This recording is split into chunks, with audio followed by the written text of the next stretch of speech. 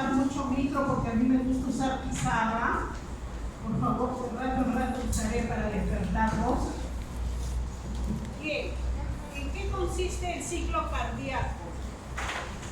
¿En qué consiste el ciclo cardíaco? Habíamos visto que el corazón, ¿sí?, tiene en su circulación general. ¿Qué es ciclo cardíaco, alumnos? Ciclo cardíaco viene a ser el periodo por el cual se inicia con una contracción cardíaca y se termina con la relajación. Ciclo cardíaco es sístole y diástole. Eso es sístole. En un ciclo va a haber el inicio de una contracción y termina con el inicio de la siguiente contracción. ¿Okay? Entonces, cuando nosotros hablábamos, y ahora no hay nota, ¿alguien tiene papel?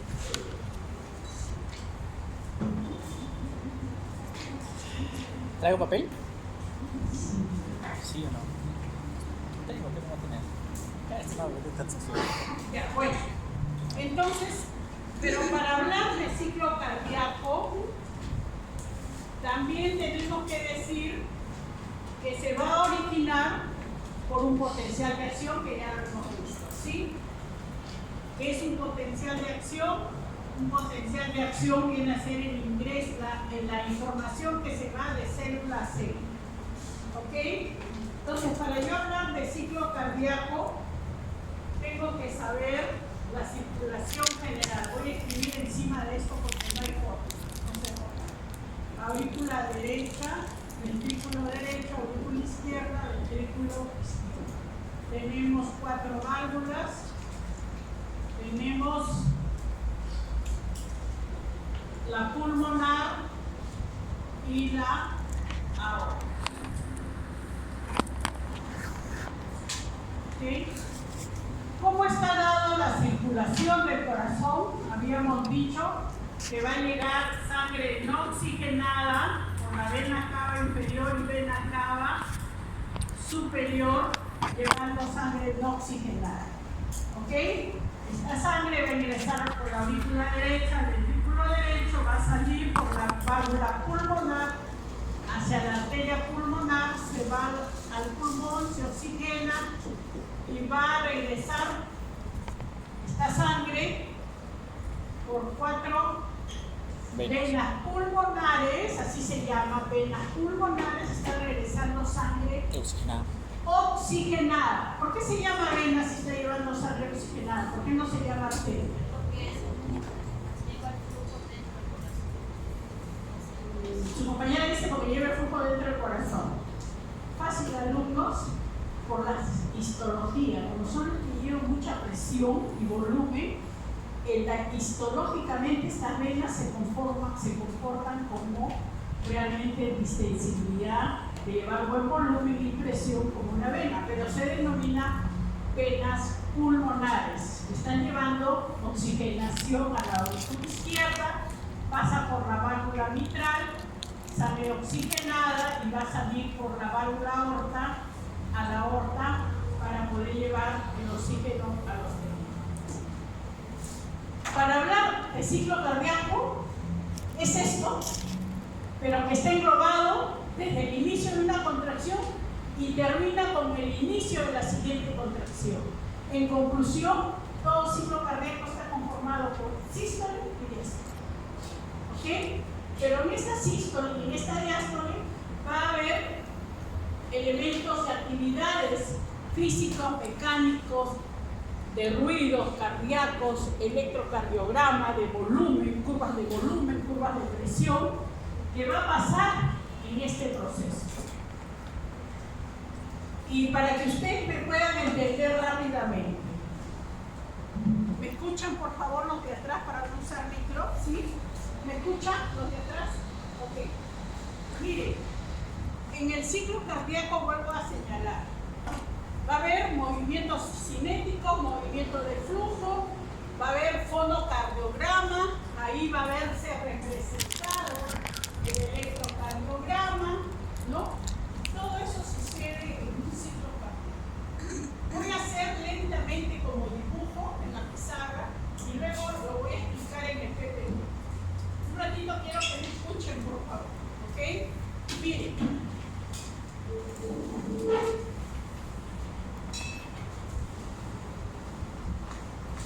Vamos a dibujar nuestros dos periodos importantes. Este es sístole y esto es diástole. ¿Qué es ciclo cardíaco? Ciclo cardíaco es el inicio de una contracción y termina con el inicio de la contracción siguiente. O sea, empieza aquí, ¿sí? Y termina con el inicio de la... Entonces, ¿quién conforma sístole y diástole? Ok. Voy a empezar, para que me puedan entender, solo con el volumen. Entendiendo el volumen, y recuerden que el volumen se da el pasaje y la expulsión por diferencia de presiones que ahora también les voy a listar. Voy a empezar, imaginémonos con un corazón relajado, casi vacío en diástole. Imagínense su corazón casi vacío en diástole. Porque contracción es porque el corazón del ventrículo está lleno. El diástole está relajado. ¿Ok? Pero no se queda totalmente vacío, cuidado. Se queda con un poco de sangre, siempre. Ya les voy dando el nombre. Se llama volumen telesistólico. Lo que queda al final de una contracción. ¿Ok? Miren. ¿Qué va a pasar en diástole? Ya imaginémonos nuestro corazón casi vacío.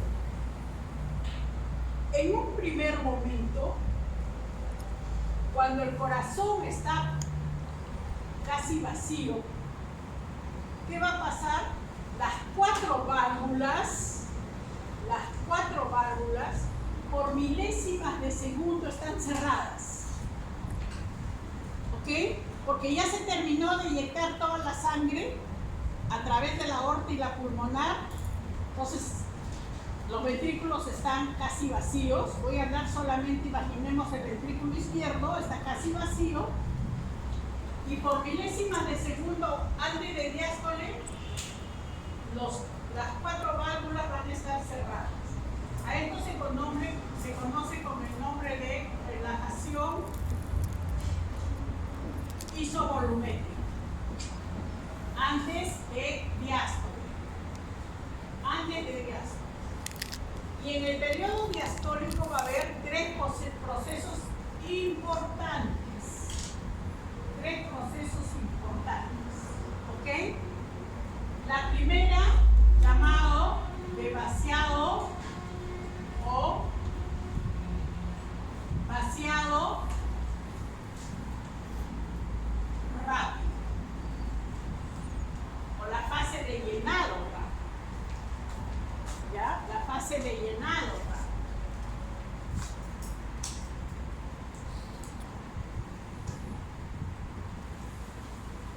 ¿En qué consiste la fase de llenado rápido? Escuchen aquí, miren aquí. Por milésimas de segundo, las válvulas, el corazón ya está casi vacío. Las válvulas están cerradas, las cuatro válvulas. Antes de diástole se conoce con el nombre de relajación isovolumétrica y de repente comienza a llegar sangre de las cavas y de las venas pulmonares. Al llegar sangre, volumen, ¿qué va a pasar? El 70% del volumen va a pasar directamente del aurículo a los ventrículos. Se abre la válvula auriculoventricular. Por diferencia de presión y volumen, se abre la válvula tricúspide mitral. ¿Qué va a pasar? La sangre directamente va, como decir así, por las cavas, pasa por la aurícula derecha de frente al ventrículo derecho. Igual, venas pulmonares y va a pasar un 70%. A esa fase se conoce con el nombre de llenado rápido. Pasó 70%. ¿Ok? Luego viene otra segunda fase llamada diastasis. Guyton, Sherwood y Bessie Taylor lo utilizan. Si no me equivoco, Bessie Taylor también. Pero Guyton sí, yo también. ¿Por qué, alumnos? ¿Qué es la diastasis? La diastasis es el movimiento cinético, limpio, que pasa de frente la sangre porque ese corazoncito está normal. Entonces, ese flujo de tipo laminar, ese 70% pasa tanto de aurícula a ventrículo. ¿Qué es diastasis? Es el proceso del movimiento cinético de la sangre de aurícula a ventrículo. ¿Y por qué Guyton lo pone y yo también? Porque cuando hay alteración valvular o del músculo cardíaco, ya no va a pasar suave, sin ruido, sin nada, sino va a haber chasquido, turbulento. Es el tercer ruido cardíaco. Y el tercer ruido cardíaco solo se ausculta normalmente en el recién nacido y en los niños, pero hasta el año. Ustedes, por ejemplo, no deben tener tercer ruido salvo que sean deportistas, porque si no es un soplo anómalo. ¿Por qué? Porque ya no es un pasaje laminar, lleva tanta flujo de sangre, es turbulento y choca con paredes, choca con válvulas y eso se conoce como la fase de diastasis. ¿Ok? Pero pasó un 70% de volumen, quedó un 30%. ¿Qué va a pasar? Las aurículas se contraen para pasar el 30% restante. A ese momento que las aurículas se contraen para pasar el 30% restante se conoce con el nombre de sístole auricular.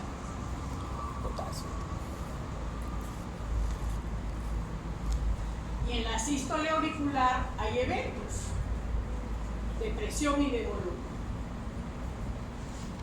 Entonces, como ustedes pueden ver, la fase diastólica está conformado o el periodo diastólico está conformado por tres fases: llenado rápido, diastasis y sístole auricular. Pero se inicia con la fase de relajación isovolumen. ¿Sí? Miren, el corazón, voy a hacer la curva ventricular, ya está en la diapositiva, solo quiero que me miren, porque al momento de pasar la diapositiva, si me están entendiendo, esto ya lo van a entender. El corazón comienza a llenar. ¿Sí? Y como ya el ventrículo se está llenando, ¿qué va a pasar? Se llena el ventrículo de sangre, aumenta el volumen, aumenta la presión. ¿Y qué va a aperturarse? La válvula aórtica y pulmonar y se cierra la aurícula ventricular. Pero por milésimas de segundo, antes que se contraigan los ventrículos, va a haber también cierre de las cuatro válvulas, llamada contracción isovolumen. Y en el periodo sistólico solo hay una fase llamada vaciamiento rápido, la fase de vaciamiento o eyección. Una sola fase. ¿Me están entendiendo? Pasó la sangre. En un primer momento el corazón estaba relajado, en diástole, casi vacío. Comienza a pasar la sangre de aurícula a ventrículo. Y en ese momento que comienza a pasar la sangre de las cavas a la vena, por milésima de segundo antes de que se abra la tricúspide y la mitral, está cerrada la aórtica pulmonar, se llama relajación isovolumen, antes de diástole, ¿ok? Pero como ya comenzó a caer mucho volumen, abre la tricúspide y la mitral, se llama la fase de llenado rápido, que va a pasar el 70%. El movimiento cinético se llama diastasis y el 30% que quedaba se contraen las aurículas para permitir ese pasaje del 30% llamado sístole auricular. Y se llenó de volumen los ventrículos, y al llenarse de volumen los ventrículos, ¿qué va a pasar? Aumenta el volumen y aumenta la presión, se cierran las válvulas auriculoventriculares. Por milésimas de segundo, las 4 válvulas están cerradas, llamada contracción isovolumétrica antes de sístole, para luego que, por la presión, se abre la aórtica y la pulmonar, llamada la fase de eyección o vaciamiento. Y ese es el ciclo cardíaco. Miren.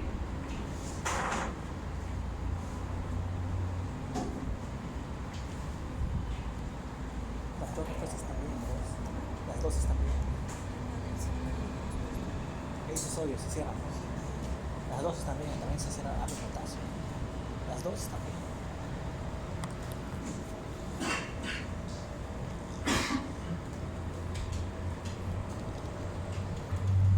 Ok.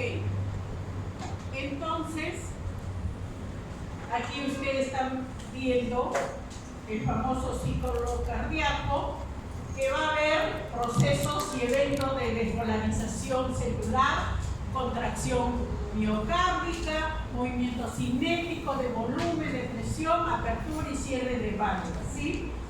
¿Qué más vamos a ver? Aquí está el corazoncito, como les he dicho, tal cual, aurícula derecha, ventrículo derecho, ventrículo izquierdo, y por aquí está, apenas se ve la orejuela de la aurícula izquierda. Les dije que el ciclo cardíaco está dado, ¿sí?, por inicio de una contracción y termina con la contracción siguiente. Y aquí tenemos casualmente la entrada de la cava, flujo de sangre de la cava superior, de la cava inferior hacia la aurícula derecha, pasa el flujo de sangre al ventrículo derecho, la pulmonar se oxigena, ingresa por las 4 venas pulmonares a la aurícula izquierda, ventrículo izquierdo, y sale hacia la aorta. ¿Okay? Pero que en cada una de ellas va a haber determinada fase. ¿Por qué les he puesto esto? Lo vamos a ver el miércoles, pero ya vayan entendiendo. Así como hay movimiento cinético, movimiento de contracción, movimiento de volumen, se va a deber al sistema eléctrico que tiene el corazón. Y está conformado por el sistema excitatorio de conducción, cuya conformación es el nodo sinusal, que es el marcapaso del corazón, las fibras internodales, sigue la información eléctrica a través de potencial de acción, llega al nodo AB, sale por el ápice y se va por las fibras de Purkinje al miocardio.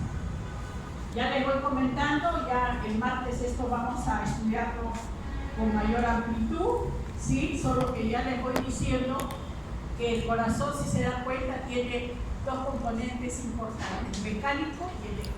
Mecánico porque es contracción y relajación muscular, todo lo que pasa. Y eléctrico por el sistema excitatorio de conducción, ¿ok? Ya ustedes han visto cómo el corazón del sapito, no, casi todos ya han hecho, ¿no? Cómo late, cómo se contrae, cómo se relaja, dependiendo de los fármacos. Y entonces empezamos con el periodo diastólico. Y no sé si están viendo el PPT, sí lo ven, ¿no? Al menos algo. Y que tendría que cerrar esta luna, pero esa de ya no la han abierto, ¿no? Pero si ven o no, díganme, por favor. ¿Ven? Ok. Entonces, miren ustedes.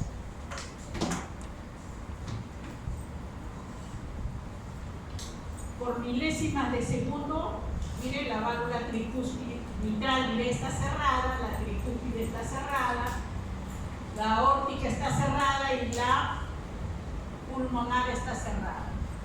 Estamos antes de diástole, ¿ok? El corazón casi vacío.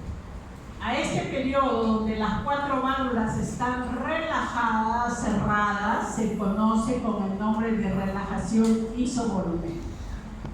Comienza a llegar sangre por las cavas a la aurícula derecha, por las venas pulmonares. ¿Y qué va a pasar? Aumenta volumen, aumenta presión y empezamos que la sangre pasa directamente de aurícula a ventrículo. A esta fase se conoce con el nombre de fase de llenado rápido.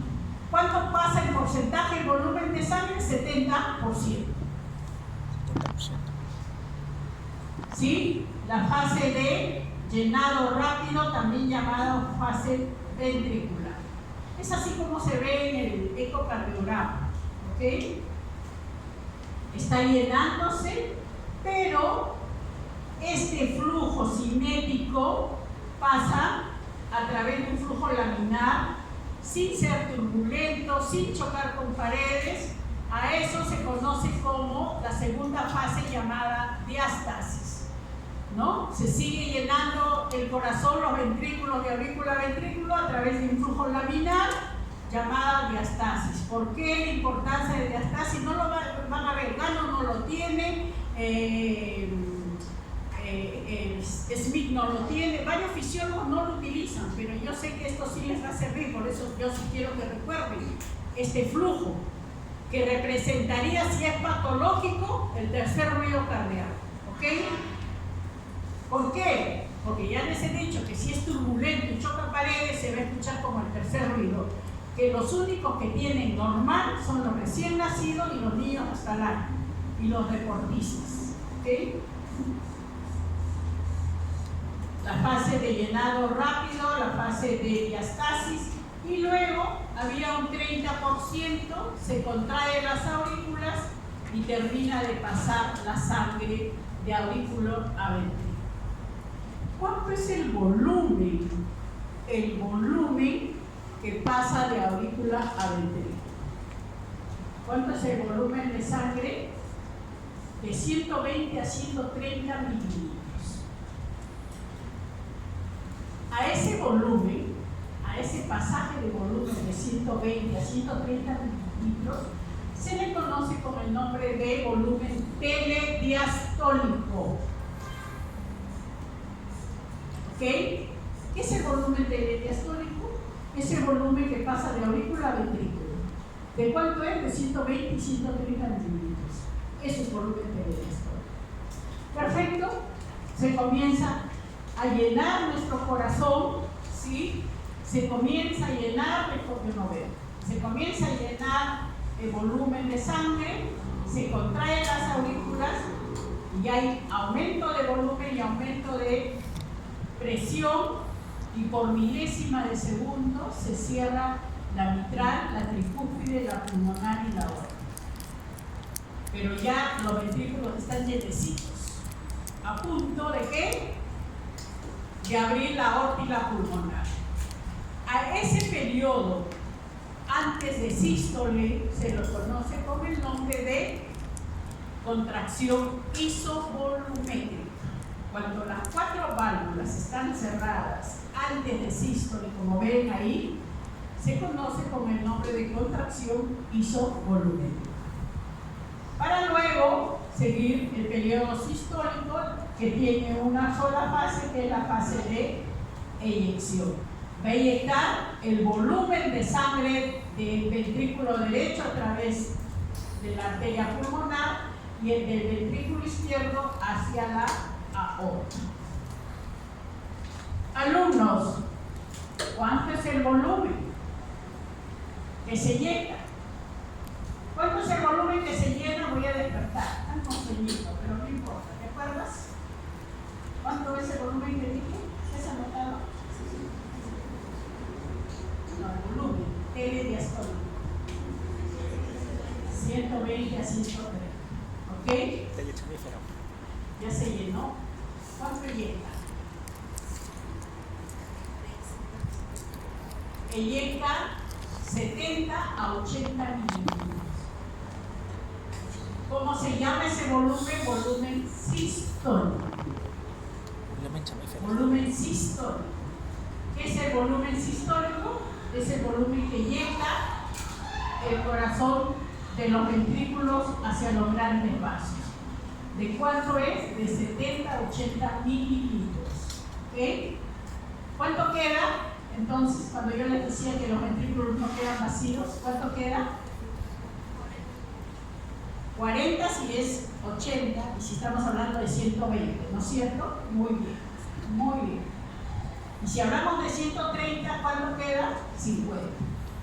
A ese volumen que queda, que no ha pasado todo, porque nunca se queda solo, nunca se queda totalmente vacío, mejor dicho, se conoce a ese 50-40 mililitros que queda, se conoce con el nombre de volumen telesistólico. Volumen telesistólico.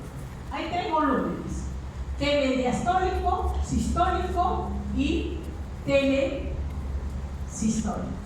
¿Ok? Y es fácil, no quiero que se memoricen, solo quiero que recuerden cuánto es el volumen que ingresa de aurícula a ventrículo al alumnos. Ya dieron un coro. 120 ya, o 130. ¿Cuánto se eyecta hacia los grandes vasos? 70, 80. ¿Cuánto queda? 50 o 40. ¿Ok? Eso sí es necesario. En el adulto son volúmenes de adulto. Eso sí es necesario que lo recuerden, porque esa es la fracción de eyección. El corazón tiene que eyectar más del 60% del volumen ventricular para decir este corazón es sano. ¿Me dejo entender?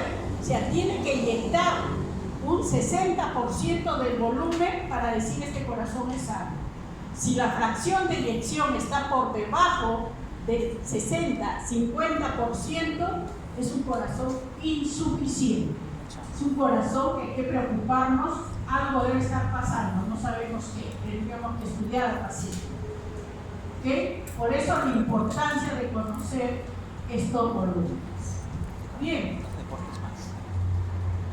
Pero esta apertura y cierre de válvulas, pasaje de volumen, ¿por qué se da? Esta vez queda aquí 50 centímetros cúbicos o 50 mililitros la fase de eyección, ¿no? Miren el equipo izquierdo. Y final de la eyección, nuevamente por milésimas de segundo las 4 válvulas están cerradas para iniciar nuevamente el proceso o el periodo que sigue después de cuando se eyecta. ¿Qué sigue? Cuando se eyecta el volumen de sangre de ventrículo a aurícula es el periodo sistólico, cuando se contrae el corazón. ¿Ok? Cuando está relajadita, espacio vacío, periodo diástole. Diástole, sístole, diástole, sístole. Háganme caso a mi mano. Por el momento del examen van a contestar bien con su mano. Sístole, diástole. ¿Ya?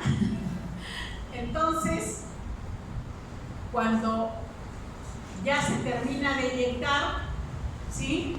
No se queda totalmente vacío el corazón, ahí usted lo tiene, periodo telesistólico, está quedando 50 ml y es el final de la eyección, las 4 válvulas están cerradas para empezar nuevamente el ciclo cardíaco.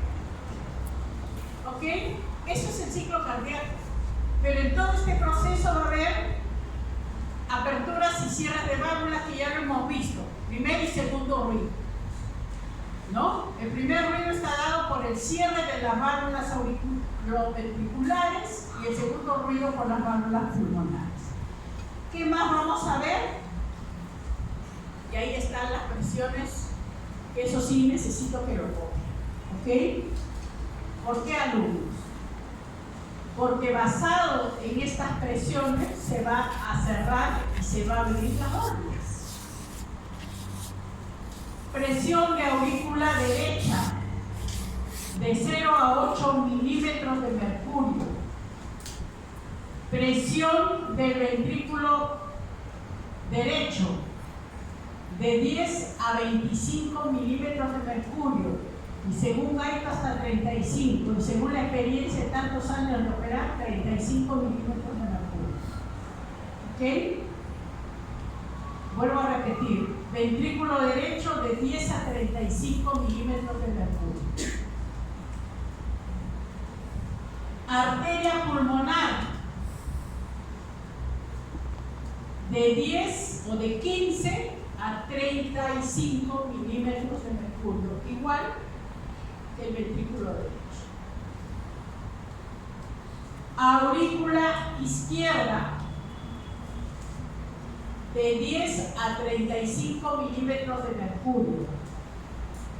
Ventrículo izquierdo es igual que la aorta, 120 a 80 milímetros de mercurio. Ahorita ya se hicieron un cruce, ya se confundieron, ya fácil, alumnos. Si ustedes ven ahí, el lado derecho, porque es cero. Estoy mirando porque es venoso, sangre venosa.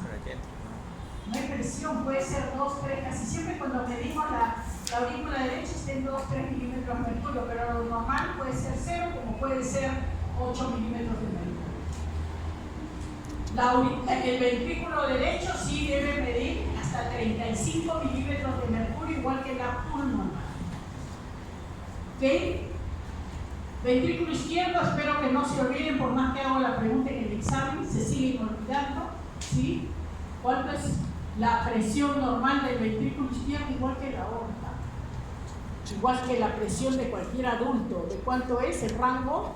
120 sobre 80 milímetros de mercurio. Y la aurícula izquierda, como ustedes ven, puede llegar también de 10 a 35 milímetros de mercurio. ¿Cuánto es la presión de la aorta? A ver, ¿quién está durmiendo? Ya la vi.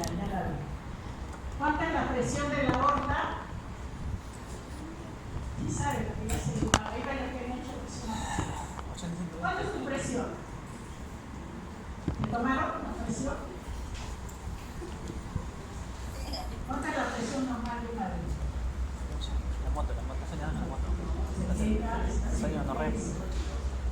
¿Cuánto es el valor normal? 120 sobre 80 milímetros. ¿Por qué esas caritas? Dice que les han pasado bien, ¿no? Bueno, así que un poquito. El banco. No sé. O me toca feriado largo cada vez que ¿Este puede ser feriado?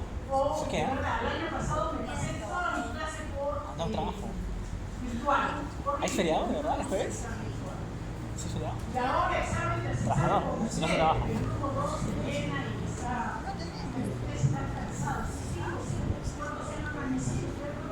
Todos. No se molestan faltando. Yo sé que por ahí me están grabando, pero de nada me sirve esforzarme para que ustedes me entiendan. Pausa activa. Ya, párese pues. Párese. Pausa activa. Yo hice pausa en el video, le hice pausa.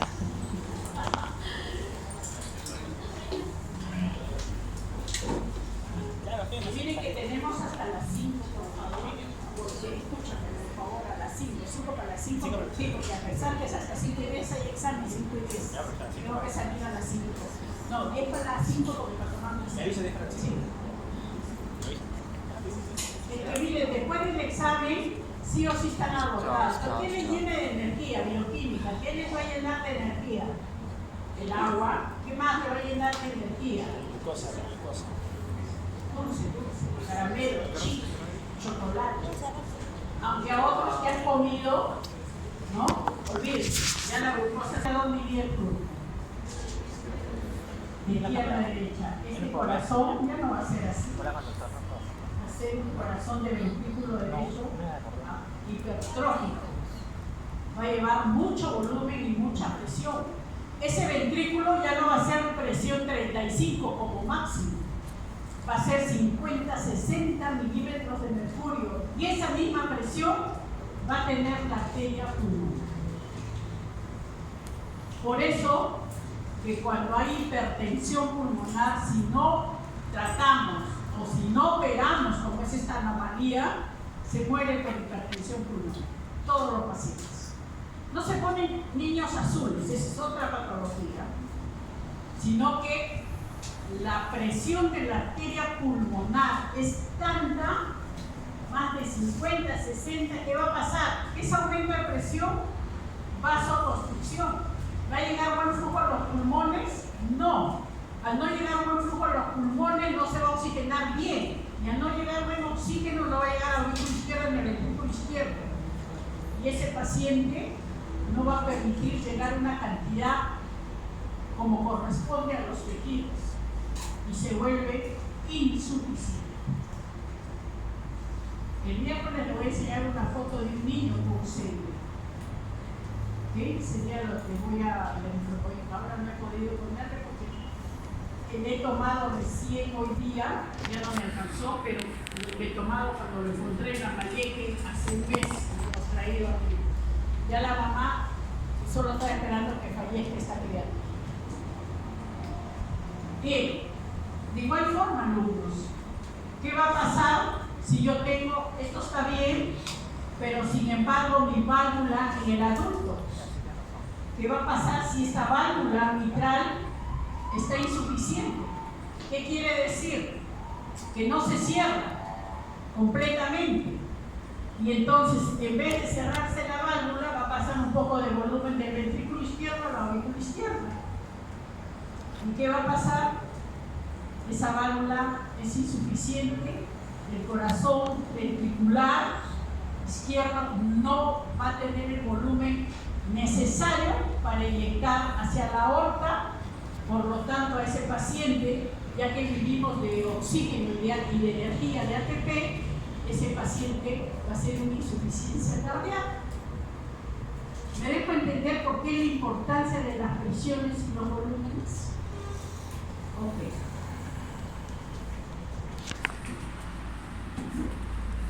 Miren ustedes, esta de aquí, solamente para que vean, ahora ya cuando vayan a los hospitales ya todos tienen monitores. Antes nosotros no teníamos monitores cardíacos, con curva. Miren ustedes, esta es la presión de la arteria aorta, picuda, de 120 sobre 80, mientras que la pulmonar es ancha, solo hasta 35 milímetros de mercurio. Por eso les he puesto para que vean ustedes la gran diferencia. Pero otra cosa importante que me estaba olvidando cuando hablábamos de presión es que muchas veces estas diferencias de presiones también se ven reflejadas no solamente en enfermedades cardíacas, en una infección generalizada, en hemorragia, ¿no? O en una enfermedad donde el corazón no está contrayendo bien porque ahí las coronarias están infartando, etcétera, etcétera. ¿Ok? Entonces, estas son las curvas de presión para que vean la gran diferencia. Y aquí está el dibujo de Geiger, ¿sí? ¿Qué vamos a ver en este esquema de Geiger? Lo que les expliqué en la pizarra. Periodo diastólico, periodo sistólico. El ciclo cardíaco está conformado por inicio de una contracción y termina cuando comienza la siguiente contracción. ¿Qué vamos a ver principalmente en un monitor y en este caso de importancia del conocimiento? Curva de presión de la aorta, curva de presión del ventrículo, curva de volúmenes ventriculares, electrocardiograma y fonocardiograma. Aquí solamente quiero que vean ustedes lo que les dibujé en la pizarra. Están viendo la flechita, ¿no? Vamos a ver la curva de presión ventricular en diástole. En un primer momento, las 4 válvulas están cerradas, llamada relajación isovolumétrica. Se abre la válvula aurículo-ventricular y comienza a pasar la sangre, llamada llenado rápido, diastasis y sístole auricular.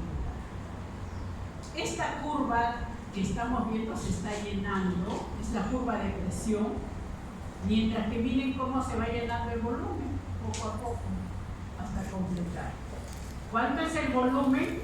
120 a 130 milímetros. Por milésimas de segundo está cerrado, aumenta la curva de presión ventricular, abre la válvula tricúspide mitral y el volumen comienza a descender. ¿Ok? Otra explicación. La presión de la curva auricular. Escúchenme por favor. Están durmiendo. La curva auricular, la de las aurículas. Esta es la curva de presión ventricular, esta sube. ¿Okay? Llega de 120 a 80 milímetros de mercurio. ¿En qué momento se abre la válvula aórtica? Solo estoy hablando de la válvula aórtica, por lo tanto, del ventrículo izquierdo.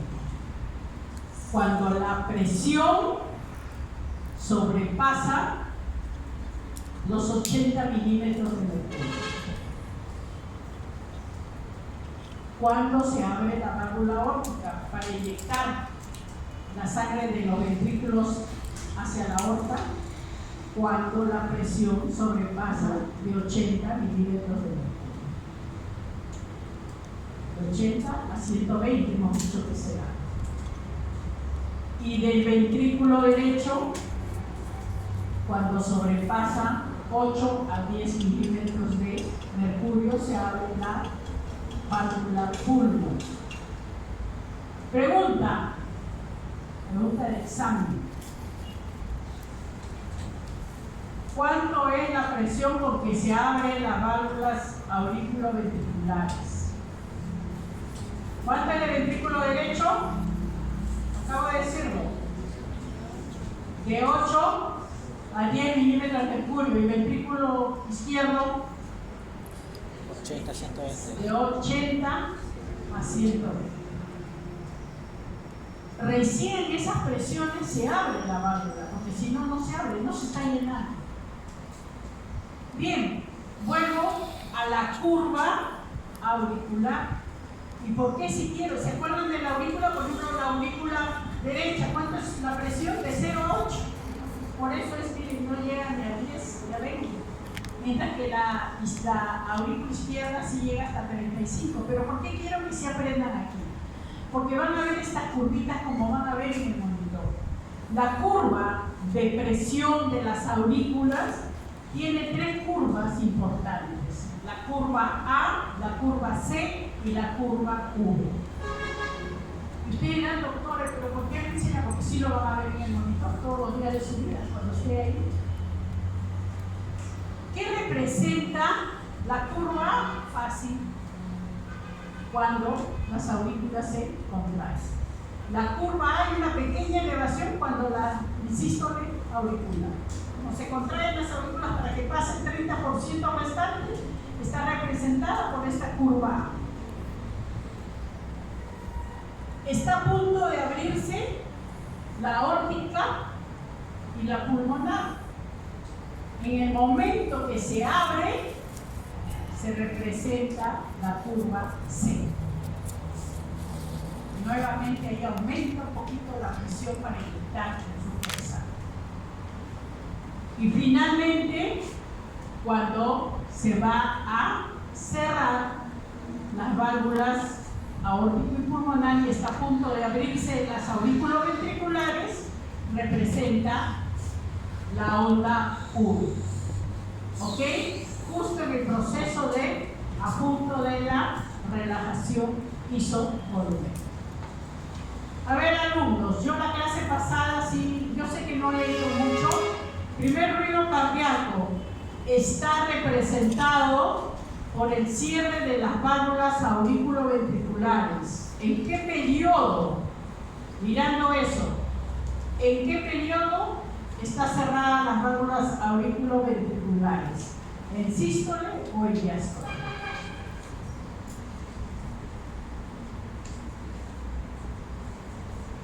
No se pasen, ¿ah? ¿Cuándo están abiertas las aurículas? ¿En diástole o en sístole? ¿Ah? En diástole, pues está vacío y se está llenando. El primer ruido cardíaco está dado por el cierre de las válvulas auriculoventriculares.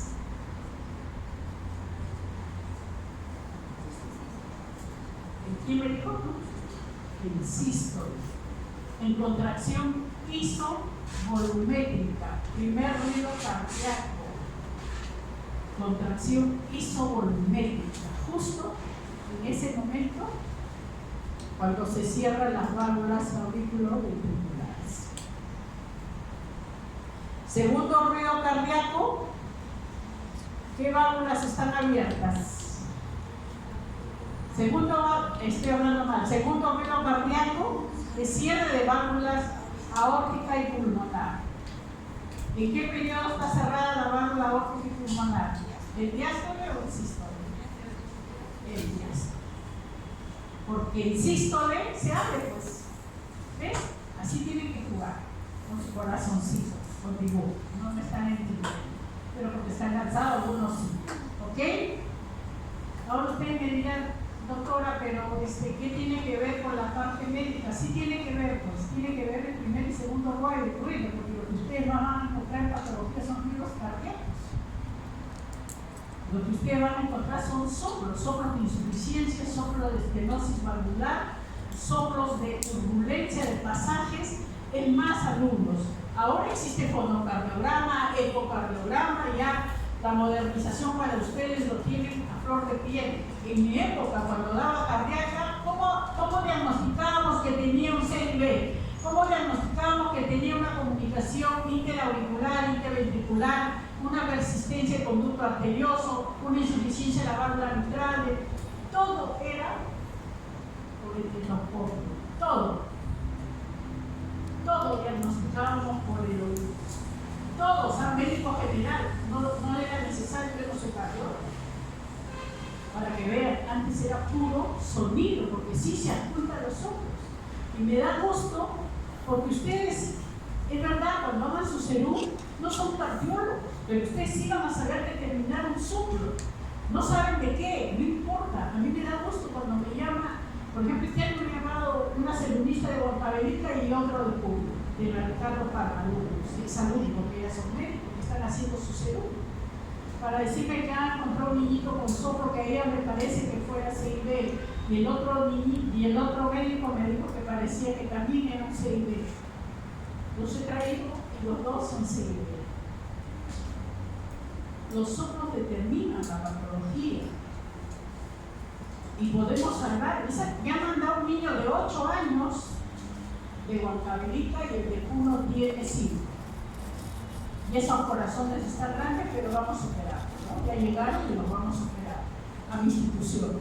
Pero se dan cuenta cómo ya me tienen grabado y me dicen doctora, y me da gusto porque al menos aprendieron que el soplo es patológico, alumno. Puede ser funcional, fisiológico, puede ser, pero hay que detectar que no sea patológico. ¿Ok? Y se ocultan muy bien los soplos a nivel del mesocardio. Bien, el electrocardiograma lo vamos a ver el día de miércoles, ¿ya? Solo para que tengan un inicio, miren ustedes, la onda P, ¿por quién está representado? La onda P en el electrocardiograma está representado en sístole auricular. Cuando las aurículas se contraen, está representado por la onda P. El complejo QRS, este complejo QRS, ¿por quién está representado? Por la contracción de los ventrículos. Y la onda T, ¿por quién está representado esta onda T? Por la repolarización, la relajación ventricular. Son las 3 curvas que ustedes tienen que aprender en el electro y ya varios han hecho, creo, también práctica de café. Ok, miren la curva de presión auricular, ¿sí? Llamada también atrial, que va de 0 a 10 o a 20 o 35 en el caso de los ventrículos. Miren la curva, lo rojo, la de presión ventricular, que puede ir de 80 a 120 milímetros de mercurio, ¿no? Y la presión de la aorta, que también va de 120 a 80 milímetros de mercurio. ¿Nadie me quiere hacer una pregunta aquí? ¿Por qué la curva de presión llega muy similar hasta 0? Cuando se vacía casi todo el corazón o se inyecta casi todo el corazón, sí puede llegar, no a 0, porque siempre queda un remanente de 50 milímetros, puede llegar a 20 o 30 milímetros de mercurio. Pero esa es la gran diferencia de la curva de presión ventricular, es de color rojo, a diferencia de las presiones auriculares. La onda A, dado por la sístole auricular, la onda C por el cierre de las válvulas. ¿Qué válvulas aquí? Antes de sístole. Primer ruido cardíaco, auriculoventriculares, y la onda C cuando se relaja o en diástole y está a punto de abrirse la aórtica y la pulmonar. Bien, alumnos, ¿alguna pregunta de ciclo cardíaco? Nos vamos con gasto cardíaco. Alumnos, les voy a dar 3 minutos porque si no me han entendido ciclo cardíaco, gasto cardíaco para mí es primordial. Siempre he dicho que gasto cardíaco cuando dicto en fisiología para mí es la vida del ser humano. Entonces tienen que entenderlo bien. 3 minutos, lávense la cara, párense. ¿Qué es el gasto cardíaco? ¿Y por qué digo que está relacionado con la vida? Porque es un mecanismo que no lo dice ni Gaito, ni Gano, ni ningún fisiólogo, pero por experiencia que he venido viviendo en estos 35 años, el gasto cardíaco, ¿no?, viene a ser el volumen de sangre que inyecta los ventrículos en un minuto. Gasto cardíaco es el volumen de sangre que inyecta el ventrículo, los ventrículos en un minuto. Si no tenemos y no decimos un minuto, no es gasto cardíaco.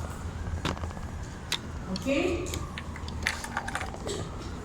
Y a ver, alumnos, en un minuto, ¿cuántas veces se contrae el corazón en el adulto? 70 veces. 70 a 80 veces. Si quieren me dicen el rango de 60 a 80. Promedio 70. ¿Ok? Por eso la importancia del minuto. El gasto cardíaco, vuelvo a decir, es la sangre que inyecta el corazón de los ventrículos hacia los grandes vasos en un minuto. El gasto cardíaco tiene 2 componentes importantes que va a regular. Uno ya me dijeron, la frecuencia cardíaca, que es 70 latidos por minuto. Vamos a dejarlo ahí porque ese es el estándar y esa es la constante que han puesto todos los fisiólogos, 70 latidos por minuto. ¿Y cuánto se expulsa en cada contracción? Ya me pueden decir, porque lo hemos visto ahorita. ¿Cuánto es el volumen sistólico en cada contracción? 70 a 80 mililitros. ¿Por qué, alumnos? Aquí ustedes lo están viendo. El gasto cardíaco está dado por la frecuencia cardíaca o por el volumen latido, llamado también volumen sistólico. Entonces, y ahí nomás ya podemos darnos cuenta cuál es el valor normal del gasto cardíaco de un adulto. 70 por 70 a 4.900 mililitros por minuto. Vuelvo a señalar, si no me ponen por minuto no vale esa respuesta. Si no, no es gasto cardíaco. Alumnos, en el gasto cardíaco del adulto, que es totalmente diferente en el niño y en el anciano, está dado por la frecuencia cardíaca y por el volumen sistólico. Y este gasto cardíaco en el hombre se considera de 5 a 6 litros y en la mujer de 4.5 hasta 5.5 litros. Pero eso va a depender, esos son conceptos teóricos y los estoy repitiendo tal cual está en el libro. Pero eso va a depender del peso de la paciente, va a depender del tamaño de la paciente, del ejercicio o la vida sedentaria que tiene el paciente, va a depender de su metabolismo que tiene esa paciente. Es muy diferente que mi vida sea sedentaria, por lo tanto yo peso 75 kilos, hay en mi gasto cardíaco. Todos. Hay en mi gasto cardíaco. Ya les estoy dando mi peso. Nadie me hace una pregunta. Mi frecuencia cardíaca es de 86 latidos por minuto. Ahí mi gasto cardíaco. Frecuencia cardíaca 86 latidos por minuto. En el examen no habrá el calculador. Hay que sacar cuánta sangre hay, ¿no? El 7% de sangre, ¿no? De esa sacas, ¿no? ¿Cuál es la constante? Acabo de decirlo. ¿Cuál es la constante? El volumen sistólico. ¿De cuánto es? ¿Ah? 70 a 80. Pero ya le dije la constante es 70, ¿ok? Trabajemos con 70. ¿Cuánto es mi gasto cardíaco? ¿Alguien lo ha sacado? ¿Ah? ¿Cuánto? 6 litros. 6 litros. ¿Cuánto fue tu frecuencia cardíaca la vez pasada? ¿Te acuerdas? Saca tu gasto. Tu compañero, ya vamos a poner 70, ¿ya? Su compañero, 68 latidos por minuto. 70, ¿ya? ¿Cuánto es el gasto cardíaco? Más fácil. ¿Cuánto es el gasto cardíaco? Que debe tener su compañero. ¿Ah? 4.900 mililitros por minuto o 4.9 litros por minuto. 70 por 70. ¿Ok? Tienen que acordarse de la fórmula y no es difícil.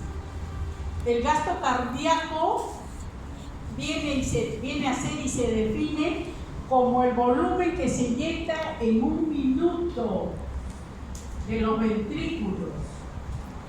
En un minuto. Gasto cardíaco tiene dos factores importantes: frecuencia cardíaca y volumen sistólico. El volumen sistólico es una constante, 70 mililitros, ya les dije ese volumen sistólico en el adulto. Solo va a cambiar la frecuencia cardíaca de cada uno de ustedes. Es muy diferente que yo tengo 86 como su compañero 70, la vez pasada dijeron 62, 64, ¿sí? 89, 92, su compañera vino con 116, se fue corriendo, ¿no? No es lo de ella. Si ahorita hace su gasto cardíaco, ¿cuánto era en ese momento? Pero ese gasto cardíaco, ¿de quién depende? Del retorno venoso. ¿Y qué es el retorno venoso? Alumnos, miren, retorno venoso es la sangre que me llega al lado derecho del corazón en un minuto. Ya, miren mi mano. Retorno venoso es la sangre que me llega al corazón en un minuto. Por las venas, cava superior, inferior y por las pulmonares. Retorno venoso, la sangre que me llega al corazón. Gasto cardíaco, la sangre que expulso en un minuto. En conclusión, si no hay retorno venoso, no hay gasto cardíaco. ¿Ok? ¿Y por qué lo relaciono con la vida? Porque si quiero que aprendan gasto cardíaco, y ahorita tiene mecanismos extrínsecos, mecanismos intrínsecos, tiene varias fórmulas. fórmulas ya le dije que no les voy a enseñar. Varias curvas tampoco les voy a enseñar. Porque a mí lo que me interesa es que ustedes aprendan por qué la importancia, sus factores sí son importantes. Y mi grupo, yo no sé si están aquí algunos de mi grupo, si pues tengo alguno uno, ya les he comentado cuando hicimos Sémato, lo voy a volver a decir para todos ustedes, solo para que vean cómo el gasto cardíaco nos salva la vida. El año pasado se volcó un carro que venía de Huancayo a Lima y Matucana. 62 pasajeros y solo 8 sobrevivientes. A las 5:30 de la mañana se volcó el ómnibus en Matucana al río, 1000 metros abajo. Y entre las piedras, la policía encontró a una niña de 8 años, ¿sí? Inconsciente, totalmente la pierna sostenida solo por piel. La pierna derecha solo sostenida por piel. Totalmente en atricción la pierna. ¿Qué quiere decir? Ya se imaginan como la piedra los ha chancado, así triturado. Solo se sostenía por la piel. ¿A qué hora ha llegado a mi institución? A las 10 de la mañana. 3 horas y media, 4 horas y media esa criatura en coma, inconsciente, hematocrito alumnos, 16 gramos por decilitro. ¿Cuánto de hemoglobina actual? ¿Ah? 5 gramos, ¿no? Casi 5 gramos y tal. 5 incompatibles, ya por ahí. No estaba en coma. ¿Quién le mantuvo con vida? No solamente el trombo que se formó gracias a la hemostasia, los mecanismos de la hemostasia vascular, plaquetaria y de coagulación, que se formó el trombo y no dejó que la femoral siga sangrando. Y le salvó la vida y que llegara con vida hasta las 10 de la mañana. ¿Quién fue? El gasto cardíaco. ¿Por qué? Porque el gasto cardíaco va a depender del metabolismo local y periférico de nuestro cuerpo. Va a depender de la cantidad de oxígeno que tenemos. Si esta niña no tenía eritrocitos, poquísimo, por lo tanto, no llegaba oxígeno a las células por la cantidad de eritrocitos y de hemoglobina que tenía, ¿qué hace el corazón? Se estimula inmediatamente el cerebro, el centro vasomotor. ¿Para qué? Para liberar y estimular las fibras simpáticas. ¿Y qué hacen las fibras simpáticas en el corazón? Esto sí ya les he enseñado. Bombea, man. Aumenta la frecuencia cardíaca. Adrenalina. Aumenta la contracción cardíaca, por lo tanto mantiene y aumenta la presión arterial. Y aquí su compañero muy bien me dice, claro, ¿cuáles son los neurotransmisores de la fibra simpática? Noradrenalina y adrenalina. Por lo tanto, miren ustedes, por eso yo siempre relaciono el gasto cardíaco, no lo dice ni un libro, pero la experiencia me ha enseñado a ver que este gasto cardíaco hace que mantiene igual el herido de bala. El herido de bala que perforó el pulmón, está sangrando internamente. ¿Por qué llega con vida y entramos a sala y le hacemos, o a la niñita, no? Pues yo voy a ver de lo que tenemos, ¿no? La niñita que le perforó, aquí en Villa Salvador, de bala perdida, le perforó el pulmón, chocada. Ella sí llegó con 6 gramos de hemoglobina. ¿Cuánto era la frecuencia cardíaca de la niña de Matucana? Para no salirme del tema. 186 latidos por minuto. Esa niña de 8 años debería tener una frecuencia de aproximadamente 100 a 110 latidos. Pero llegó con 180, porque así es el gasto cardíaco. Mantiene con vida a los pacientes. Porque hay mecanismos extrínsecos y mecanismos intrínsecos que van a regular el gasto cardíaco. ¿Y cuáles son estos mecanismos? ¿Sí? entrar a estos mecanismos, como les decía, el gasto cardíaco va a depender del metabolismo local, del volumen sanguíneo, pero sobre todo va a depender de la presión arterial. Y cuando vamos a hablar de presión arterial, vamos a hablar de resistencia vascular sistémica y periférica. ¿Qué es la resistencia vascular periférica? Es la resistencia que ofrecen los vasos sanguíneos al flujo de sangre. Ya, de eso depende el gasto cardíaco. Por eso le he puesto todas las presiones que intervienen. Presión auricular, presión arterial, presión pulmonar, pero en general el gasto cardíaco depende de la resistencia vascular periférica, por lo tanto de la presión arterial. El gasto cardíaco, alumnos, escúchenme bien, alumnas, es directamente proporcional a la presión arterial e inversamente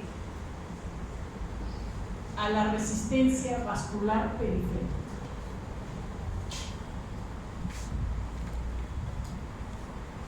Gasto cardíaco es igual, directamente proporcional a la presión arterial, inversamente a la resistencia vascular periférica. ¿Qué quiere decir? Que si la presión baja, el gasto cardíaco baja. Si aumenta la resistencia, disminuye el gasto cardíaco. Ahí está la fórmula, ¿ok? Solo quiero que vean, no sé si logran verlo. No. Gasto cardíaco es igual a la presión arterial e inversamente proporcional a la resistencia vascular periférica. Cuando hablamos de gasto cardíaco, resistencia vascular periférica, ¿a qué nos estamos refiriendo? Ya vuelvo a señalar, es la resistencia que ofrecen las paredes de los vasos al pasaje del flujo de sangre. A eso se llama resistencia vascular. ¿Y por qué periférica? Porque hay dos, sistémica y periférica. ¿La sistémica cuál es? Las venas, la aorta, la arteria renal, la arteria hepática, esas son venas, arterias grandes. Cuando hablamos periférica, es músculo, ¿no? Las arteriolas, los capilares arteriales, las vénulas, de eso depende el gasto cardíaco. Me estoy dejando entender, hay dos tipos de resistencia de los vasos. Resistencia vascular sistémica o resistencia vascular periférica. Se dice sistémica cuando son grandes vasos y periférica cuando son pequeños. Ahora sí me entendieron, ¿ok? ¿Y cuáles son las pequeñas? Las que irrigan nuestros músculos. Por eso que el gasto cardíaco depende de la resistencia vascular periférica. Alumnos, ¿por qué les he puesto solo para conocimiento? ¿Okay? Algunos cuando estén en provincia de repente ya no van a tener monitor de gasto cardíaco, porque ahora hay monitor, bien fácil, se pone una sonda y sale la onda del gasto cardíaco. Con el ecocardiógrafo también empleo esta fórmula tan simple y se halla el gasto cardíaco. Antes no había. Antes yo tenía que andar con mi libretita, porque por supuesto no tengo una memoria extraordinaria. ¿Por qué? Porque hallábamos el gasto cardíaco a través del índice cardíaco. ¿Y qué cosa era un índice cardíaco? Es la superficie corporal en metro cuadrado de cada uno de nosotros, basada en talla y peso. Por ejemplo, una persona que pesa 70 kilos, ¿cuánto es su índice cardíaco? 3 litros por minuto por metro cuadrado. Un paciente que pesa 60 kilos, ¿cuánto es? 2.8, y así sucesivamente, ¿no? Entonces teníamos que andar con la tablita del gasto cardíaco, sacándole por superficie corporal. Teníamos que hacer la fórmula en la historia clínica, porque en esa época yo no tenía, y sí teníamos que trabajar con gasto cardíaco, para ver cuánto era su gasto de ese paciente, con cuánto entrábamos, si iba a resistir o no la cirugía cardíaca. Ahora no, pues ahora hay monitores, solo que lo pongo para conocimiento de cultura general. Aunque ya ustedes seguro han aprendido bioquímica esto. Bien, y la regulación entonces del gasto cardíaco alumnas está dado por mecanismos intrínsecos dentro del corazón y por mecanismos extrínsecos fuera del corazón, ¿ok? Que va a regular este gasto cardíaco. A su vez, va a tener efectos sinotrópicos, cronotrópicos y dromotrópicos, ya sea positivo o negativo. Y vamos a entrar a hablar sobre el mecanismo intrínseco del corazón. La ley de Frankenstein. ¿En qué consiste la ley de Frankenstein? La ley de Frankenstein consiste en lo siguiente: en la capacidad que tiene mi corazón para poder distender la miofibrina. ¿Y por qué si se conoce como la ley de Frankenstein? Porque tiene fórmulas de resistencia, de tensión, de volumen que no les voy a enseñar, solo que quiero que, porque Frankenstein lo descubrió. La ley de Frankenstein es la capacidad que tiene el miocardio de poder distenderse al volumen que le llega. Alumnos, yo les he dicho que mi frecuencia cardíaca normal es de 86 latidos por minuto y ella me dio mi gasto cardíaco de 6 litros. Pero si yo subiera por la escalera desde el primer piso hasta el quinto, como lo he hecho varias veces al laboratorio, nomás 3 pisos, real, mi frecuencia cardíaca es de 146. ¿Cuánto es mi gasto cardíaco? Háganlo. Mi frecuencia cardíaca es de 146 cuando subo los 3 pisos para el laboratorio de fisión. Ya se imaginan cómo llego aquí, cuando no había ascensor.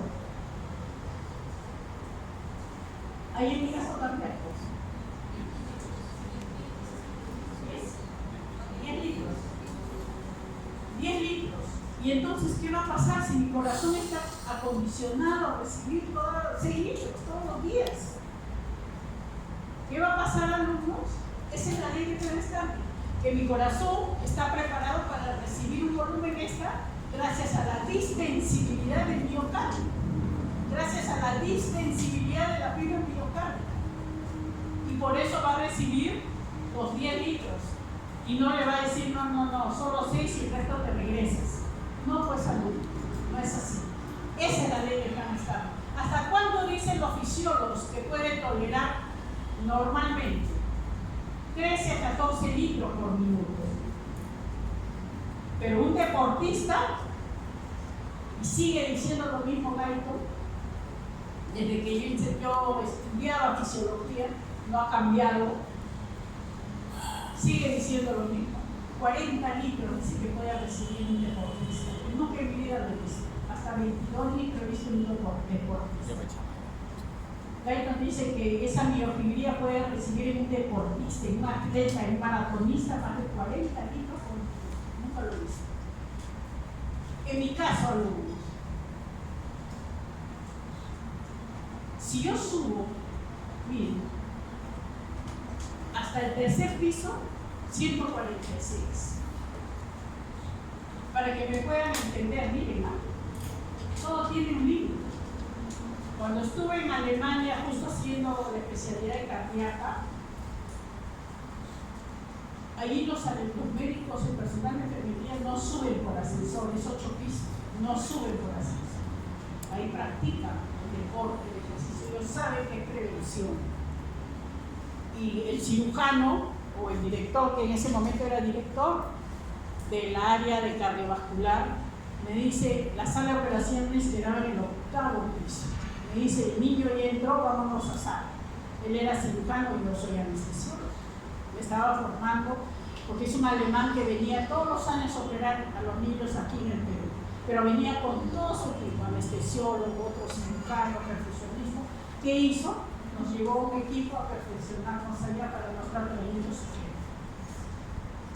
Alumno, no pude llegar al 5º piso, por eso que aquí no llego. Yo, si llego, voy a tener que llegar con la pista. ¿Saben cuánto estaba mi frecuencia cardíaca? 185 latidos. Y él se dio cuenta y comencé a claudicar. ¿Qué es claudicar? hiperventilar, me sentía desmayar, mi corazón 186 ya se iba a salir, estaba totalmente pálida.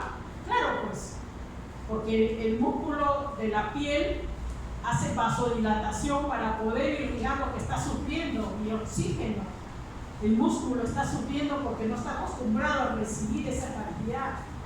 Y por eso claudicamos, y claudican los pacientes ancianos y adultos cuando no están acostumbrados a hacer ejercicio. Mi vida es sedentaria, ¿no? Estoy parada o sentada, no hago ejercicio.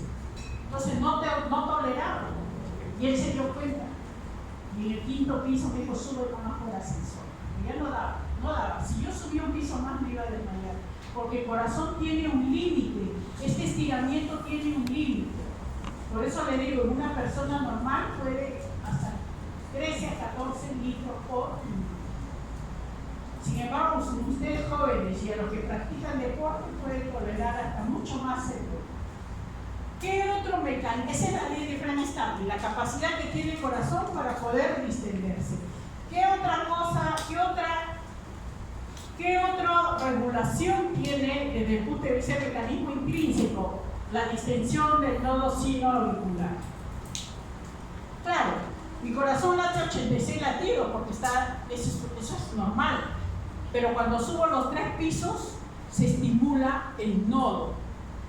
Y no solamente el nodo, ya les dije el aspecto vasomotor cerebral liberándose noradrenalina y adrenalina. ¿A dónde llega? Al nodo sino-auricular, al nodo sinusal. ¿Para qué? Para aumentar la frecuencia. A eso se conoce como la distensión sino-auricular. ¿Me estoy dejando entender? Son mecanismos compensadores del gasto cardíaco. Son mecanismos reguladores del gasto cardíaco. ¿Y en qué consiste el fenómeno de escalera? Miren, si normalmente el corazón se contrae y se relaja, es una frecuencia normal de 70 latidos por minuto. Miren mi mano, ¿ok? ¿Qué va a pasar si un paciente hace taquicardia?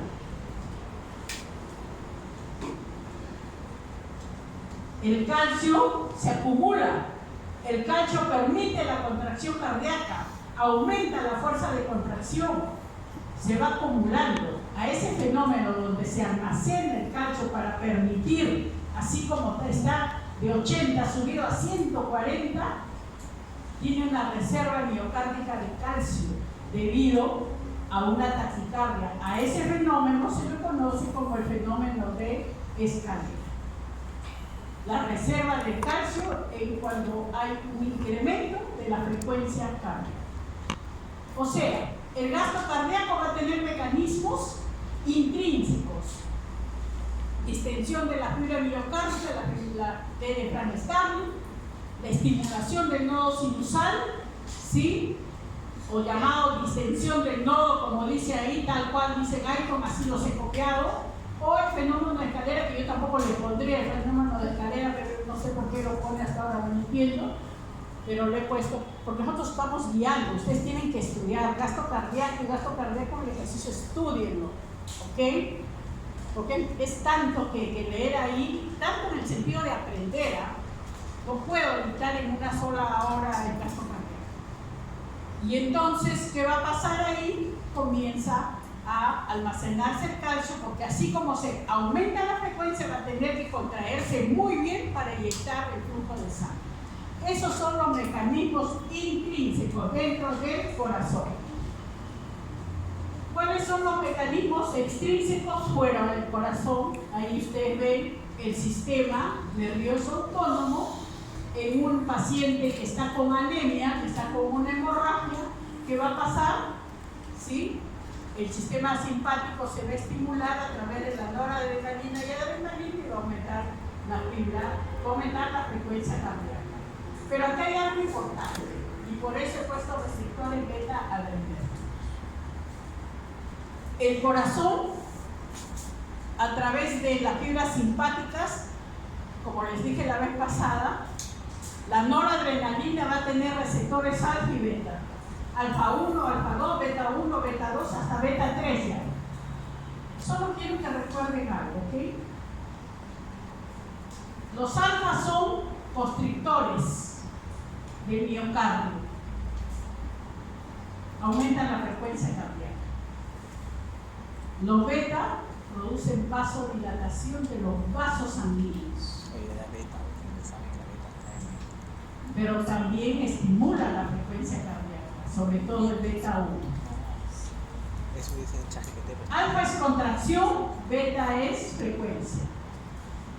Alfa produce vasoconstricción, beta 1 produce vasodilatación. Le estoy diciendo lo principal. Si ustedes revisan esto, ahí está la tabla, bien grande, qué producen las alfas y qué producen las betas. Pero quiero que solamente piensen en esto, ¿ok?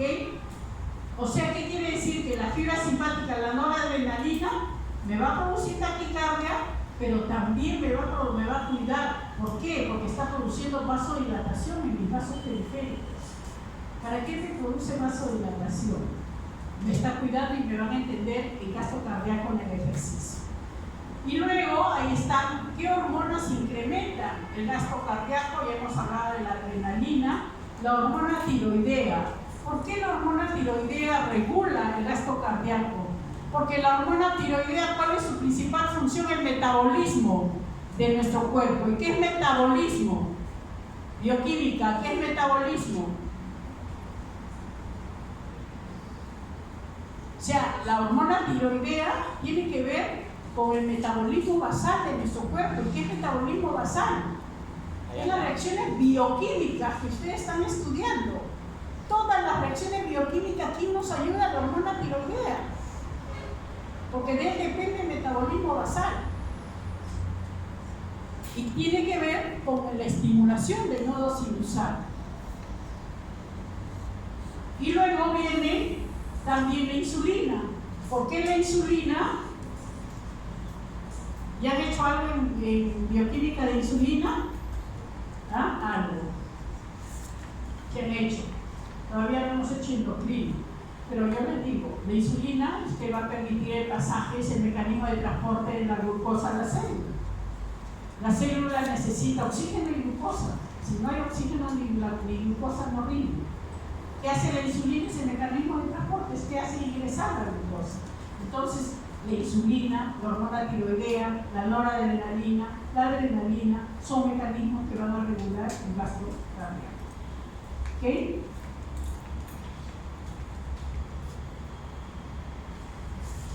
Ya, miren, esta es patología, ¿ok? Y sí quiero que lo aprendan. Solo esto, nada más. Alumnos, cuando hablamos de presión arterial de oxígeno, presión arterial de oxígeno lo medimos cuando sacamos sangre arterial. Todos los días de su vida, cuando sean médicos, van a trabajar con presión arterial, gases arteriales. ¿Cuánto es el valor normal de presión arterial de oxígeno? Va, según teoría, de 85 a 100 milímetros de mercurio. ¿Ok? De presión arterial de oxígeno. Pero según mi experiencia, para mí 85 es un paciente que está haciendo hipoxia. Por encima del 90 tiene que ser que esté en condiciones óptimas. Y la presión arterial de dióxido de carbono, ¿cuánto es? De 35 a 45 milímetros de mercurio. Ya vayan aprendiendo, eso es respiratorio, ¿ok? Pero como les voy a decir que es hipoxia, ¿no? Hipoxia es la disminución de la presión arterial de oxígeno a nivel de la sangre, a nivel de los tejidos de la célula. ¿Qué va a pasar con esta niñita que tenía más que 5 gramos de hemoglobina? ¿Le llegaba buena cantidad de oxígeno? No, estaba en hipoxia. Ya no había oxígeno, muy poco en los tejidos, en la célula. Otra cosa es hablar de hipoxemia, hemia, sangre. Hay dos definiciones. Hipoxemia, disminución de oxígeno en la sangre. Hipoxia, disminución de oxígeno en la célula. Esta pacientita, si se demoraba 1 hora más, ya llegaba a cadáver.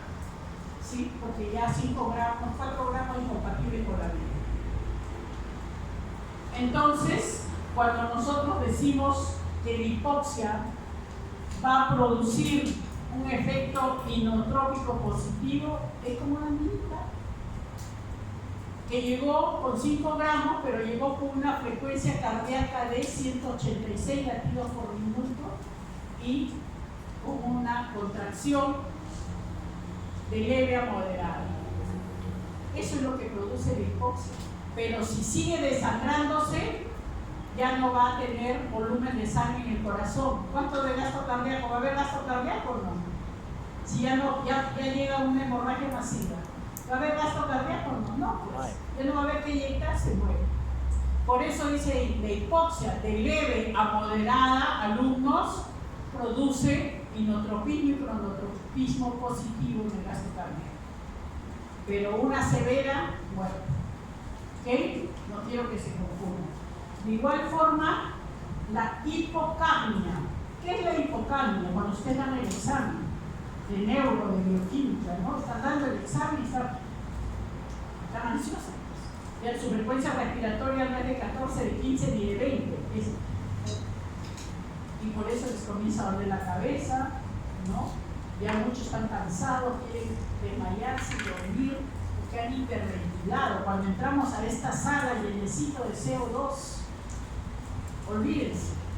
Por eso ahí dice la hipocapnia, disminución de la presión de CO2 por debajo de 35, que va a producir en el corazón también inotropismo, ¿no? Positivo. Las hipocapnias es disminución de la presión, es cuando hiperventila uno, cuando está en un concierto y grita, ¿no? El respiratorio lo van a ver. El concierto, cuando están como hacen, un concierto con alguien que le gusta, no están gritando llenecito de gente, ¿cómo elimina el CO2? Después salen desmayadas. ¿Quién tolera? ¿Quién hace que no se muera?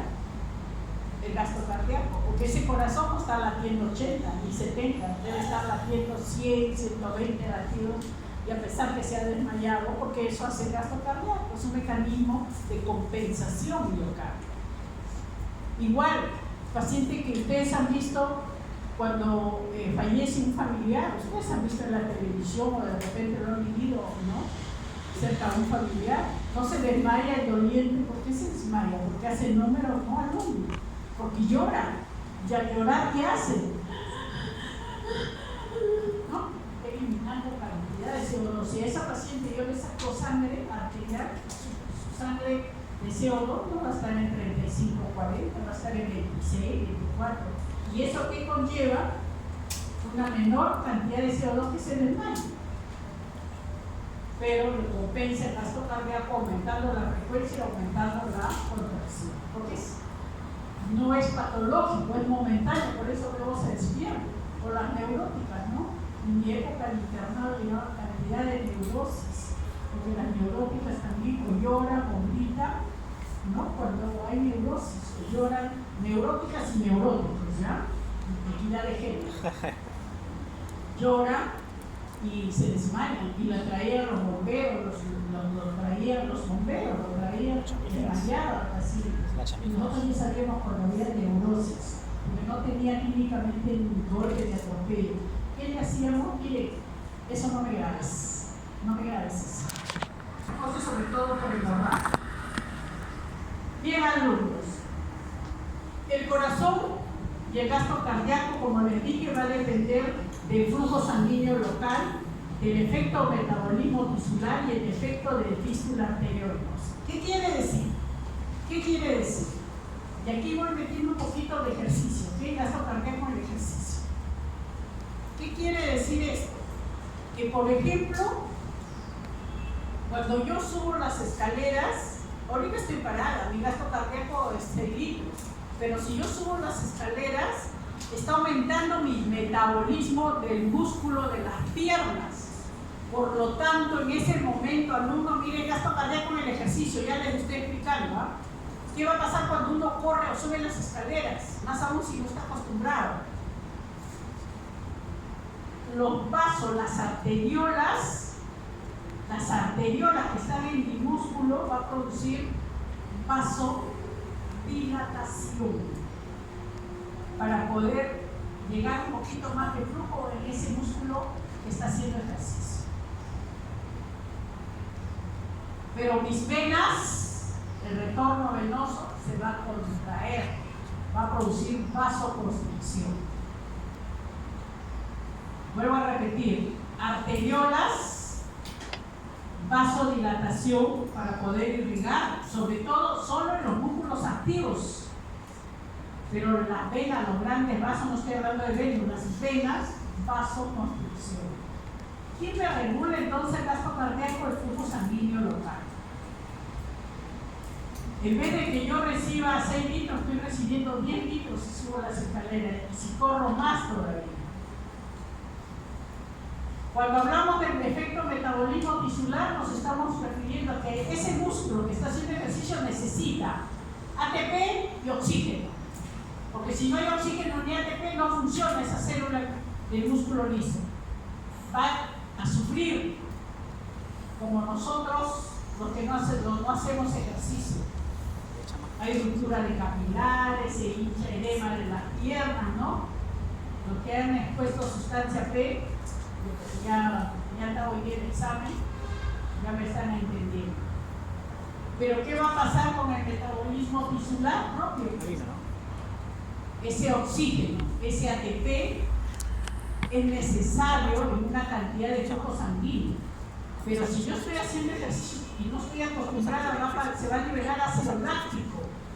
¿Y el ácido láctico qué produce, alumnos? ¿Ah? Aparte calambres en los vasos sanguíneos, de cualquier tamaño, vasodilatación. Por eso que se dice que el gasto cardíaco va a depender del metabolismo, del flujo sanguíneo local, del metabolismo tisular. Y cuando hablamos del efecto de fístula arteriovenosa, normalmente está separado la arteria con la vena, normalmente. ¿Qué es una fístula arteriovenosa? Es cuando hay un puente entre una arteria y una vena. Por lo tanto, ahí va a aumentar el gasto cardíaco porque va a haber mayor retorno venoso. ¿Quién tiene mayor presión, la arteria o la vena? La arteria. ¿De dónde a dónde va a ir el flujo si hay una fístula? Como las varices, por ejemplo. De arteria a vena, ¿no? De arteria a vena, aumenta el retorno venoso, aumenta el gasto cardíaco. ¿Ok? Bien. ¿Alguna pregunta, alumnos? Ya. Escuchen. Precarga. Hablar de gasto cardíaco es hablar de precarga y postcarga. Precarga es todo lo que le llega al corazón. Es como decir parte del retorno venoso. Ustedes en la clínica médica lo que más van a hablar es de precarga. ¿Cómo está su precarga? Normal. ¿Cómo está su precarga? Aumentado, disminuido. ¿Qué es la precarga? El retorno venoso. Todo lo que le llega al corazón. Postcarga es todo lo que sale del corazón. ¿Qué es? Gasto cardíaco. ¿Ok? Y estos, tanto la precarga como la postcarga, van a estar casualmente determinados también por procesos y actividades fisiológicas. La precarga, ¿no? Aquí está, por ejemplo, la fuerza que distiende la miofibría y la diástole para recoger la sangre. También influye la ley de Frank-Starling. Y por último, como les decía, va a haber un límite en el estiramiento de la distensibilidad miocardial. Es lo mismo que estábamos hablando de todo lo que llega al corazón. Yo puedo recibir, vuelvo a repetir, hasta 13, 14 litros. Después ya no puedo recibir, mi corazón se hace insuficiente. Por eso se dice que tiene un límite de estiramiento de esta vida. Faltan 20 minutos. Venga, para las 5.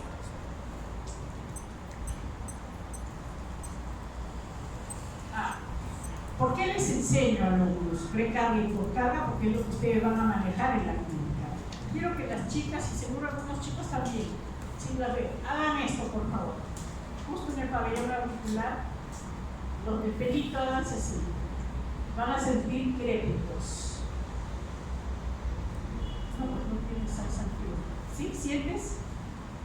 Háganse así su pelo. Al pelo. Como crépito. ¿Lo sienten o no? No, así. Está que soba la oreja. En la oreja. ¿Lo siente? ¿Nadie siente como crépito? O Sí, sea, claro. esto, ¿no? Sí, se siente, sí. ¿Ah? Sí. ¿Nada? No ha dañado. Yo siento grasita. Sí, escucha, como crépito. Ese sonido se llama crépito.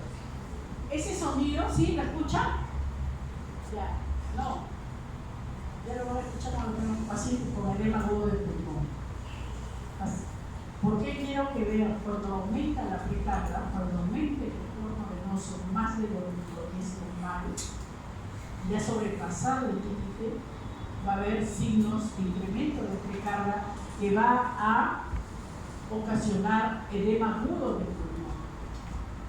Si yo tengo un aumento del retorno venoso más de lo normal, esa es la precarga, ¿qué lado va a incrementar más de volumen y de presión? La precarga. La precarga es el retorno venoso, que está llegando, vena cava, superior e inferior. ¿Qué va a pasar si yo debería recibir 6 litros y estoy recibiendo 15, 20 litros, alumnos? Va a aumentar la presión. ¿Qué va a pasar? Va a haber hipertensión pulmonar. La precarga produce hipertensión pulmonar y produce todos los signos que ven ahí. Edema, crepitantes, presencia del tercer ruido, todo eso. ¿Ok? Y cuando hay disminución de la precarga es en las hemorragias, en las anemias severas, que pueden bajar la presión y la frecuencia hasta ocasionar un shock hipovolémico. Se reduce también la presión venosa central. Y la poscarga, sobre todo, se da en todos estos, miren, en todas estas causas.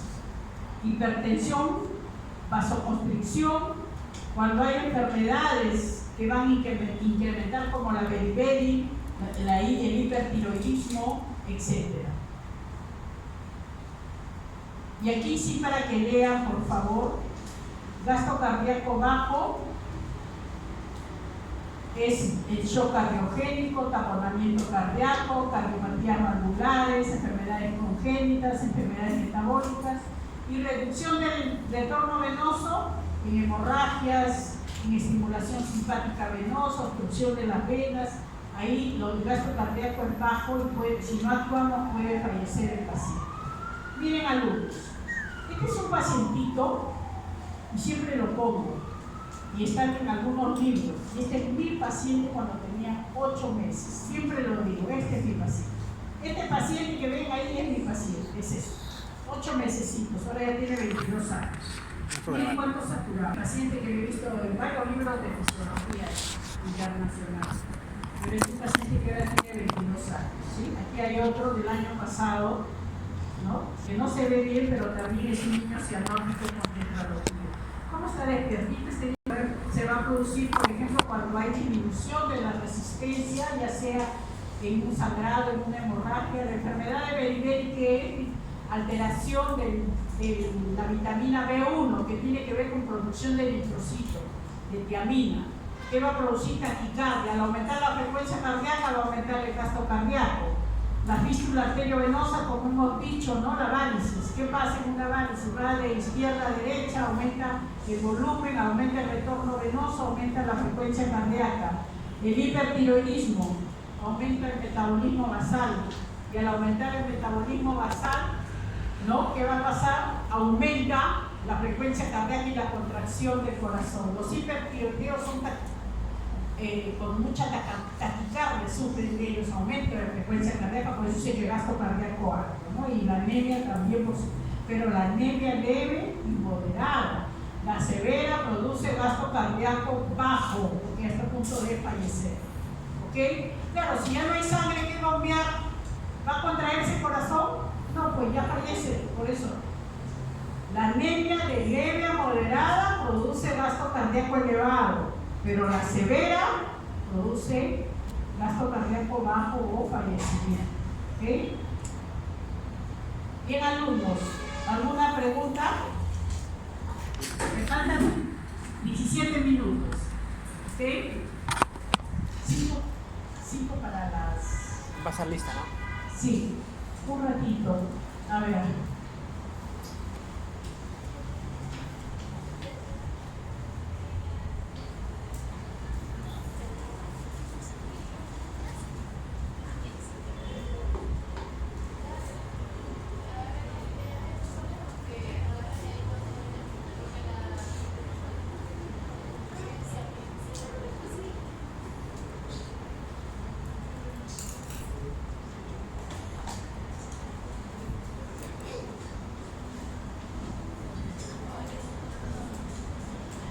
Oye, el examen de parásito es el próximo viernes, ¿no?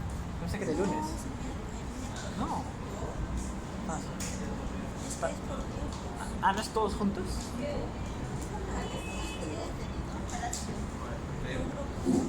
Teoría, sí. Y práctica, laboratorio todavía no es esta la semana, ¿no? Laboratorio es después, ¿no? La próxima. ¿Esta semana tiene micro? ¿Qué día? ¿Estás estudiando? Chama, tú eres la chica de los bancos, pues. La chica del banco, banqueo nomás. Así no se aprende.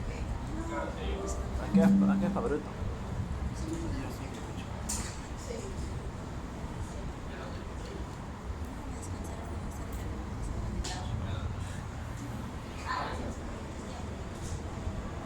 Vamos a comprar una raspadita.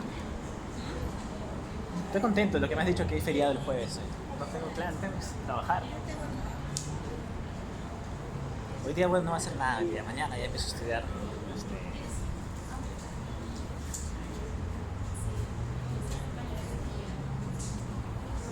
Chamilandia. Ustedes lo van a hacer en el laboratorio de gasto cardíaco en el ejercicio. Ya les he comentado con mi propio ejemplo qué va a pasar si yo soy sedentaria y va a depender de mi metabolismo local, va a depender también del flujo sanguíneo local y va a depender de la resistencia vascular periférica. Voy a solamente para que quede en concreto qué pasa con el gasto cardíaco en el ejercicio. En el gasto cardíaco en el ejercicio, vuelvo a repetir, las vénulas o las arteriolas de los músculos que están activos van a producir vasoconstricción, pero no solamente porque necesita oxígeno y necesita flujo sanguíneo, sino porque también en el centro vasomotor cerebral se va a estimular las fibras simpáticas. Y al estimular las fibras simpáticas, por un lado, nos está ayudando el propio metabolismo local, pero por otro lado, el efecto vasomotor cerebral hace que se libere y se estimule las fibras simpáticas, produciendo vasoconstricción y aumento de la contracción cardíaca a nivel del nodo sinusal. Cuando una persona, solo con ponerse en cuclillas, miren, sin correr, ¿cómo es el efecto vasomotor? Que solo al ponerse en cuclillas, sabiendo que va a correr, ya comienza con la taquicardia. Y no es porque esté estresado de que va a correr en una maratón, sino que el cuerpo ya le está comunicando a nivel del cerebro, con solo esa posición, que va a haber mayor cantidad de consumo energético y mayor consumo de oxígeno. Vuelvo a señalar, las venas, ¿sí?, se contraen. No estoy hablando de venas del músculo. ¿Por qué creen que se contraen las venas, amigos? ¿Quién me dice por qué las venas se tienen que contraer? Estoy haciendo así, ¿por qué?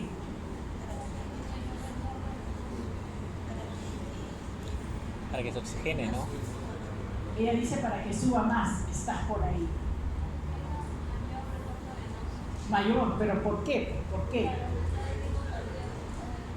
No. Para que más sangre se oxigene. ¿Ah? Ya, pero ¿qué va a pasar? Para que haya más sangre que va a ser oxigenada. Sí, pero este ritmo que estamos hablando, este flujo de sangre, ¿por qué las venas se contraen? Si estoy corriendo, las venas grandes deberían dilatarse porque mi cuerpo necesita oxígeno. Pero quien se está dilatando son las arteriolas, que está dando mayor flujo, y las venas se contraen porque está recibiendo cantidad de flujo de sangre venosa. Y se tiene que contraer para poder eyectar. Por lo tanto, las venas por eso se contraen para poder eyectar con fuerza y llegar a la aurícula derecha la sangre. ¿Me dejo entender? Por favor, ¿me han entendido? No, ya veo que no. ¿Me han entendido? No. Cuando yo corro mis músculos inferiores, no estoy hablando de alzar pesa porque ese es otro tipo y ahí funciona tórax y brazos. Estoy hablando de correr, de subir escaleras, para que me puedan entender.